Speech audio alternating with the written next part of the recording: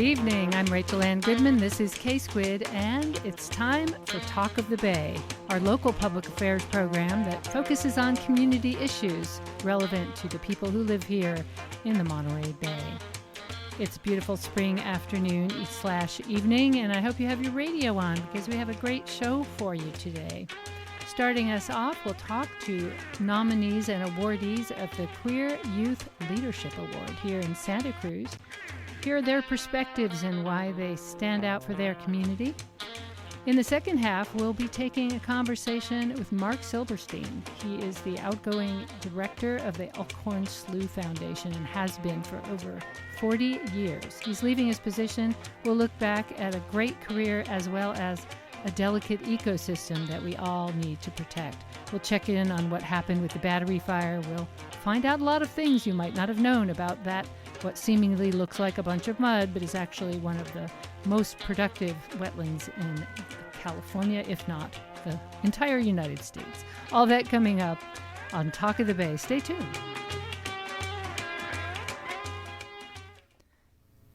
The Queer Youth Leadership Awards are coming up May 9th, and they honor people who stand up for their community. And it involves lots of people getting together and celebrating people who are helping each other.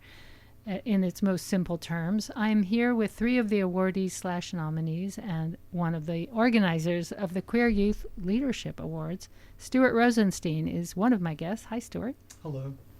Hi. It's great to have you. So, your mic isn't quite working, so why don't we use this one? It's live radio. There you go. Hi, Rachel. Hi. That's Good better. afternoon. Good afternoon. So, Queer Youth Leadership Awards have been around a while. What are they all about? So first of all, I want to say thank you for having us on, and we're always grateful for K-Squid and for your show and for Talk of the Bay in general and the whole collective. So the Queer Youth Leadership Awards was founded by Terry Cavanaugh, which was part of the Queer Youth Task Force 29 years ago, which means we'll be celebrating 3 decades next year. And his idea was, at the time, all you heard was negative stories about queer and trans youth, yet he was meeting all these valedictorians, great activists, great leaders, at the time fighting AIDS. And so what he did is created this vehicle to kind of showcase what queer and trans youth are doing.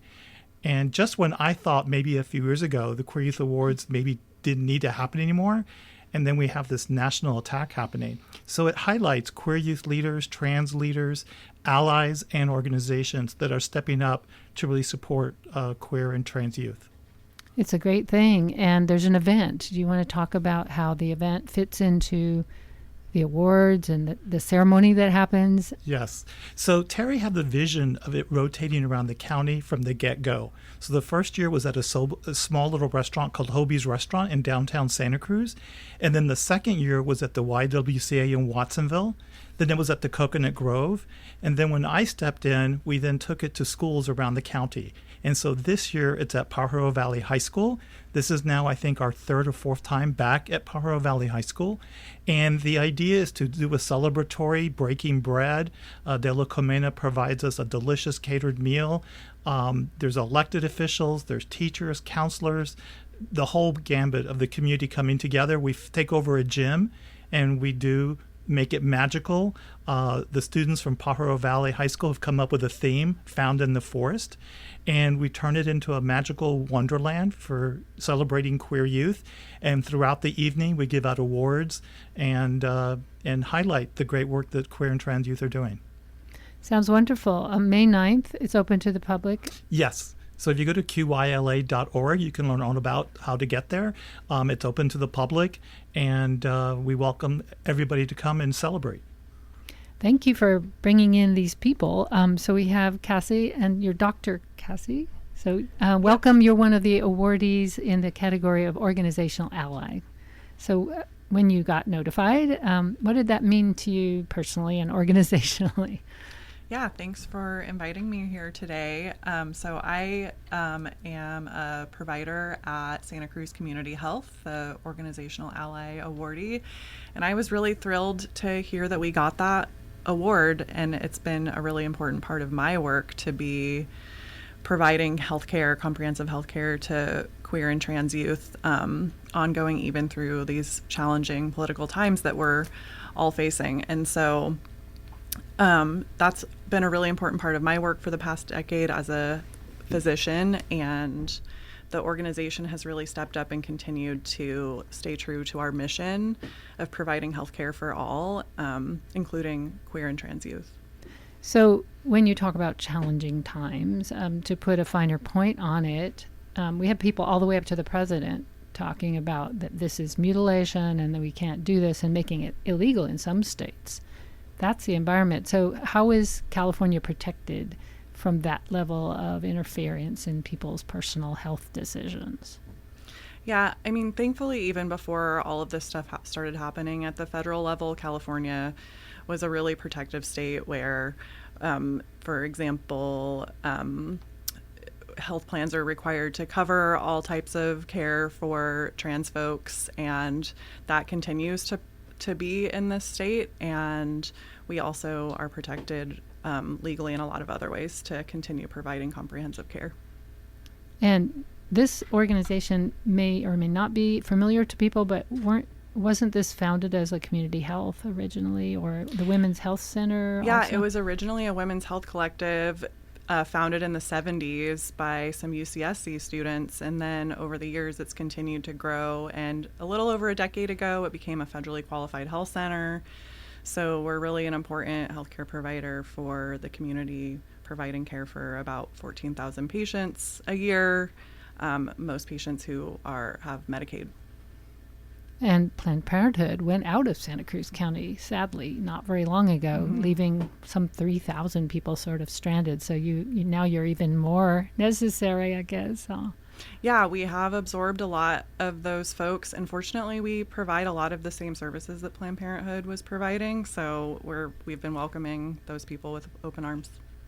I want to get back to you and talk more about how you approach talking to young people about their health in a moment. But I want to introduce our other guests next. We have Everest Vasquez, who is a Harbor High School student and a member of the Queer Student Union.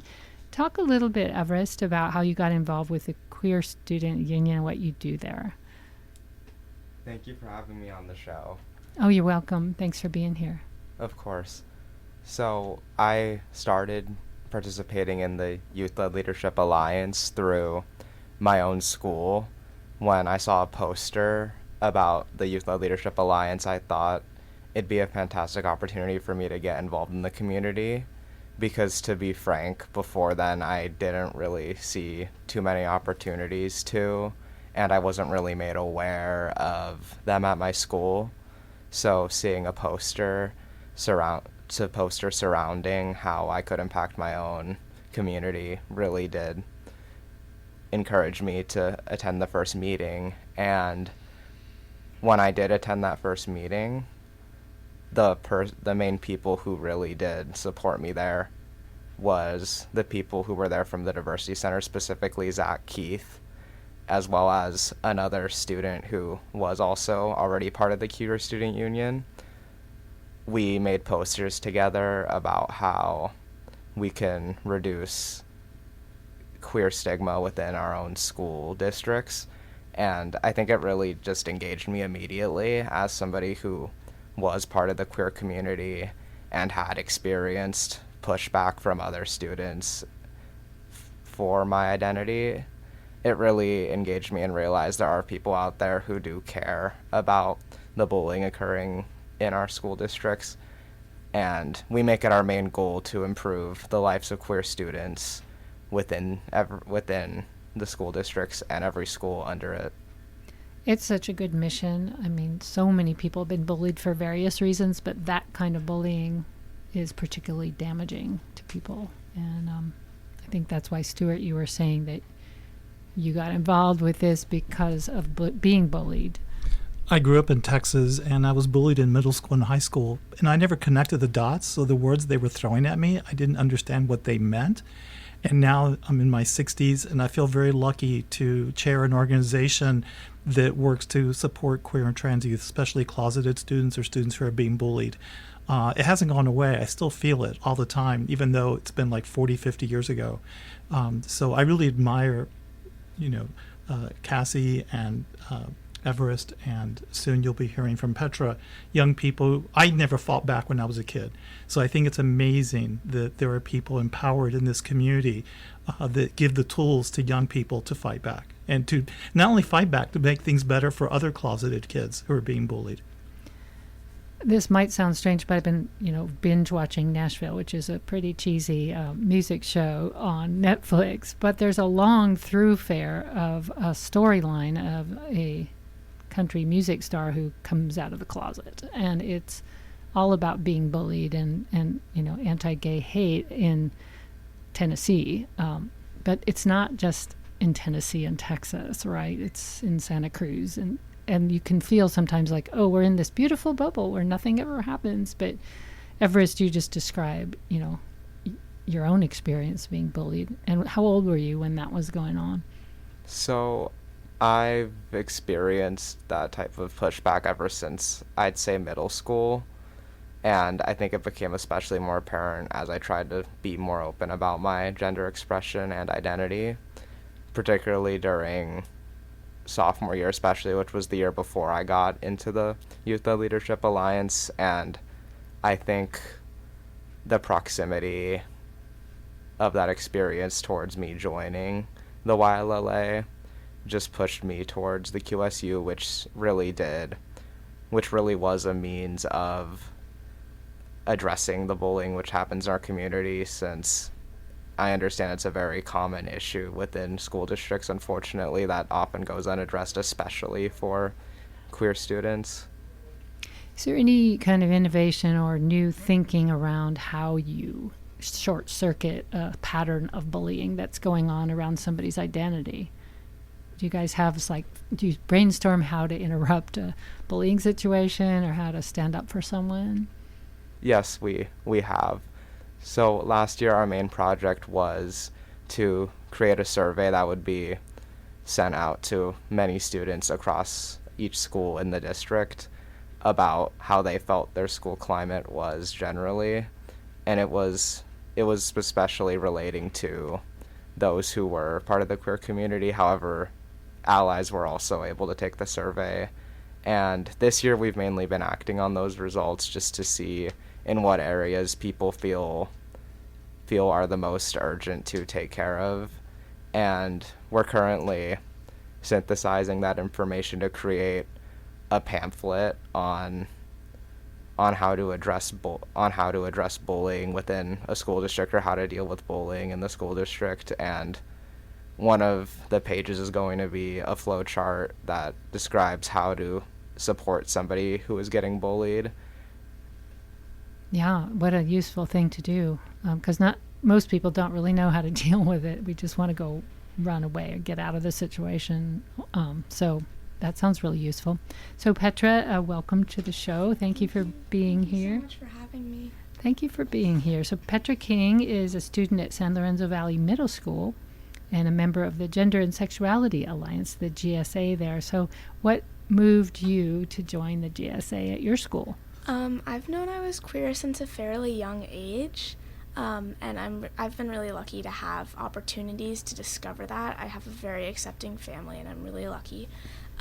They're watching it through the window yes, right they are. now. Hi. And I saw the GSA, when I was in 6th grade, they did something for our winter carnival. They had a booth, and they had little pamphlets saying, what is a GSA, what our GSA does, what you can do to join it. And me and my best friend, after winter break, we decided to go to a meeting, and we've been going to every single meeting since then. It's such a great community.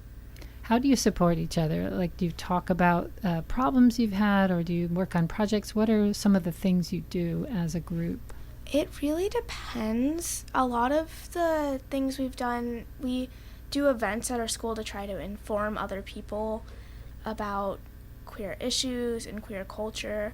Something that we've done that's been really popular has been a Guess Your Pride Flag event, where students could guess a pride flag and get candy. And it's been really interesting to see everyone doing that, even some students who definitely aren't the most supportive, because they're still participating and still educating themselves, even if they're not meaning to.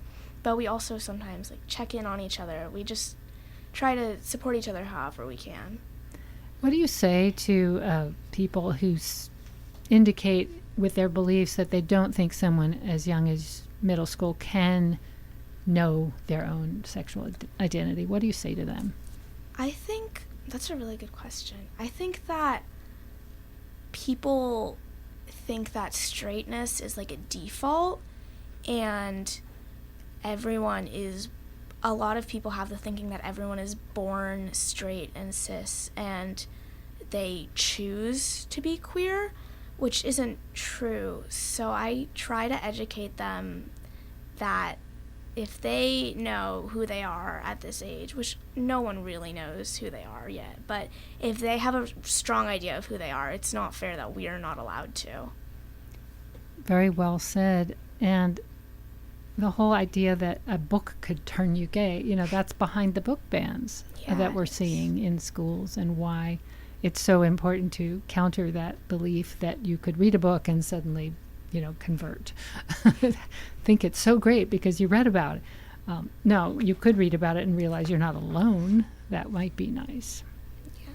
Yeah, so back to you, doctor. I want to talk to you a little bit about the patients you see. Is there a confidential way that a student who's as young as Petra or Everest could get care without their parents knowing? I know this is quite controversial to even ask that question, but I am curious what the rules are and how you deal with people seeking care. Well, youth ages 12 and older are actually protected by law to be able to get certain healthcare services without parental consent. So that includes sexual and reproductive healthcare services, certain behavioral healthcare services, and substance use treatment. And when I am seeing adolescents, I always give them an opportunity to talk with me one-on-one, and I tell them that if there's things that they want to be kept confidential, as long as they're not telling me that they're going to hurt themselves or someone else, then I'll make sure that I have their consent before I share any information with their parent or guardian.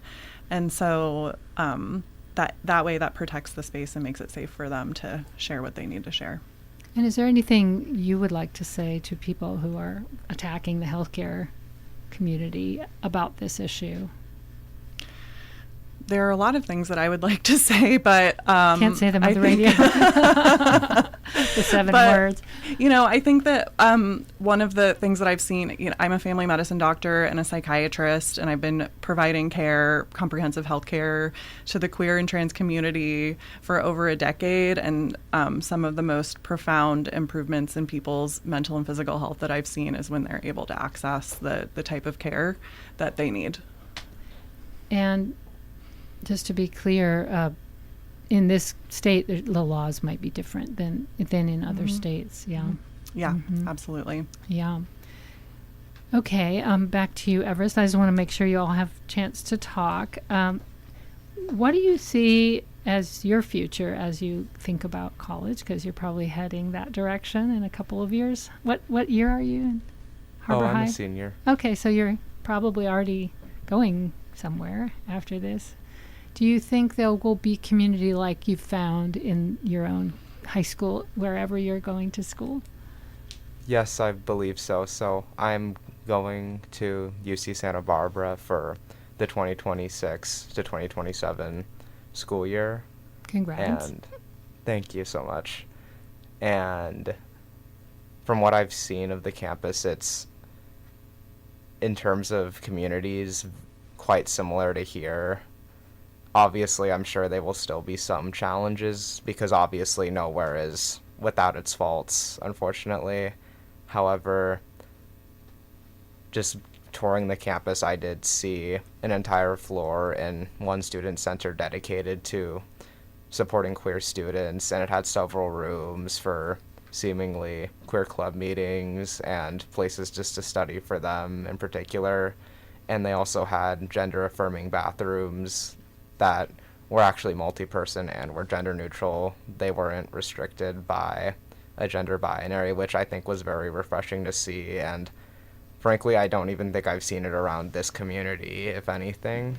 So I am very optimistic about seeking out communities within Santa Barbara, although I'm still willing to advocate for any changes that do need to be made, because once again, I am aware no community is without its faults. And people might be coming to the University of California at Santa Barbara from other states where they had no community, which there are quite a few places that don't have these, or they've made them illegal. They banned them completely off campus. So getting around those things for those students might be a revelation when they get there. Well, they're lucky to have you. And Petra, how about you? What year are you in middle school? I'm in 8th grade. So you're going on to high school next year? Yes. Where are you going to go? I'm going to my high school, San Lorenzo Valley. Mm-hmm. Do they have a GSA there that you hope to join? Yeah, I'm pretty sure they do. Our middle school GSA is really big, so I think it's mostly 8th graders too, so I think when all the kids in my class go to high school, the GSA might shrink a little bit at the middle school and grow a lot at the high school. Yeah, as everybody moves forward. But hopefully there are people behind you that will fill in your shoes when you leave middle school. One of the health concerns has been suicide, and it's a really hard thing to talk about, but I wondered if you've seen people that you've helped kind of come off the ledge because they were so depressed, that finding community was health care for them in a way, was an affirming experience, because the rates, as we all know, are much higher for this population. Maybe I'll talk to you, doctor, about this, and then we'll hear from you guys about that. Yeah, absolutely. I can speak to that. Again, as a psychiatrist, I work with people who are suicidal all the time. And again, I've seen people's mental health outcomes improve from access to medically necessary care, including gender affirming care. And there's a lot of research that continues to show that rates of depression and suicidal ideation and suicide attempts drop when youth have access to medically necessary gender affirming care. Having gone through teenagehood, it's a really tough time regardless of your identity. It's just hard. The way we've segregated students by age and the lack of integration into our communities is just a few of the complete, attention on grades. There's many stresses in your lives, I'm sure you know. So having this community seems like a lifesaver. I don't know if you have any specific stories of people you've seen helped, but I'm curious if you do. I know for a fact it was definitely a helpful tool for me to have the QSU as a community I could turn to, especially with the mentors in it, as I've brought up before, Zach Keith, as well as Maggie Pina, who is also from the Diversity Center. They're always willing to support us and guide us through the projects we do, as well as even offering to talk to us about any issues we may have that are unrelated to the work we're doing. And go ahead. And I think having that level of mentorship and support from trusted adults who we know are going to be supportive of us is definitely a huge safety net for students in my community. And I could imagine somebody else who maybe doesn't have the greatest supports outside of the YLLA, if they ever come across the QSU, I really hope they do try to take advantage of the opportunity to join it, because I definitely believe it would be an absolutely life-changing experience for them. I imagine you do come across people who have been cut off from their parents, and there's a bill trying to work its way through Congress on the Republican side that would force teachers to out their students to the parents. I don't know if you're aware of that, but that sounds like one to lobby against. Petra? Yeah, for me, I don't want to say anything specific, but I definitely know people at my school who have struggled a lot. And I think just knowing that there is a safe place where you're welcome and people want you to be there can really make a huge difference for people, especially people who don't have the best home lives, because it's kind of found family. Like, you're choosing who you're going to spend your time and energy with. I can see why you guys got these awards, I have to say. You have so many good things to say, and I wish we had more time. But let's just go, each of you, just a real short, in closing, what's your hope for yourself and for our country around this specific issue? I think my hope is that everyone can calm down a little bit. I think everyone's so angry and caught up in their own opinions, and if everyone just talked about it rationally, we'd all realize that we're not that different and we don't all have to be fighting constantly. And I think that it could be really promising if people put their weapons down and decided to talk things out. Hear, hear. I think the sum of my point is basically that my main hope for the future is I really do hope queer youth, as somebody who is going off to college, I hope people, not only in my community, but students across the country are, whether they be in middle school or high school or even elementary school students, I really hope they just know they're able to carve their own path, just in spite of the challenges that may be there, that there is always going to be communities for them out there, and there are people willing to support them and willing to fight against what is currently happening right now that's trying to grief them personally. Thank you. Thanks for being on the show, too. Appreciate it. Of course. Cassie? My hope is that everyone will be able to live fully as their entire authentic selves out in the open without fear of persecution and attack and death, to be frank. And, when queer and trans people are free to live authentically, then it's going to be better for everybody. Thank you. Stuart, you want to have a short last word? I guess the last thing I'd like to say is that there are many queer and trans youth and now organizations that have not been able to accept their nomination for the Queer Youth Leadership Awards because of fear. We had an ally a couple years ago who feared for their job in a school district, that had them being out for the work they were doing would create problems. And so it's sad for me to think that right now we're in that situation. At the same time, you hear the Santa Cruz Community Health, you see Everest, you see Petra. We have over 30 nominees and awardees this year. And these are people who are standing tall. And there are even closeted kids and kids who could not accept their nomination and adults that could not accept their nomination that are continuing to do the good work. So that gives me hope too, is that maybe they can't be public, but they're still doing it. And they're doing it in their own way to be safe. And so I really, as an older gay man, really appreciate the organizations, the allies, and the young people who are doing the good work. And I want to give a shout out for the families. Like you mentioned, Petra and Everest family, the families that are supportive in their own way. Some are celebrating, some are barely supporting, but the families, I want to give a shout out to the families. I'll end on one quick note. The Queer Youth Awards, when we film everyone and take their pictures, queer youth used to come by themselves. Now their whole families and the dog come with them to take pictures and celebrate. I love it. Thank you all so much for being here on Talk of the Bay on K-Squid. We really appreciate your work and your willingness to come share today.